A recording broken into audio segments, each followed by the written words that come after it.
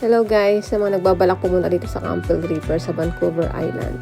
Ipuntahan nyo tong isa na to sa magandang dinadayo dito, itong Oyster River.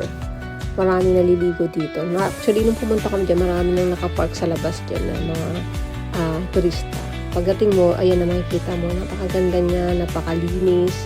Alam mo yung para siyang nasa drone, ganun ang pakaramdam. Kasi para siyang hindi totoo, ganun. Ayan, pinuntahan namin.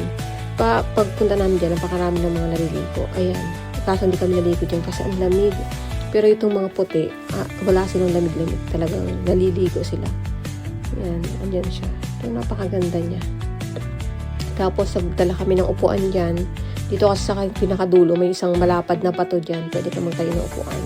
O yung iba, nagdadala dyan na parang banig. Doon sila humihiga. Ayan.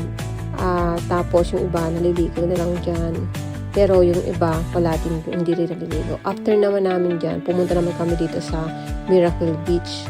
Actually mga 15 minutes mula dun sa Oyster River. Yan, yung itong Miracle Beach. Ito naman, dagat naman to kasi yung kanina is parang ilog, lake, ganun, parang ganun siya. Pero walang oyster doon, hindi ko alam kung ba't tinawag na Oyster River yun. Tapos dito naman, dagat to, kaya, pero low tide tong pumunta kami, kaya yung seashore niya is medyo malapad. Nasa gitna yung mga tao, tapos parang meron siyang dagat sa may side, pero yung pinakadagat talaga niya, dun pa sa dulo. Ayan, naglakad lang kami dyan. Libre ang mga dito, walang entrance fee dito sa Canada pag mga beach at saka mga lake. Kahit yung mga upuan nila na may mga mesa is walang bayad, walang entrance fee. Kahit yung CR nila is wala rin bayad. May mga CR dyan, libre lang. Ayan, may dala kaming upuan dyan. Pero hindi kami dyan sa bench umupo. Nagdala kami ng upuan para doon kami sa may bandang seaside para magpainit. Kasi kahit mainit ang panahon, malamig pa rin tubig kaya hindi kami makakaligo.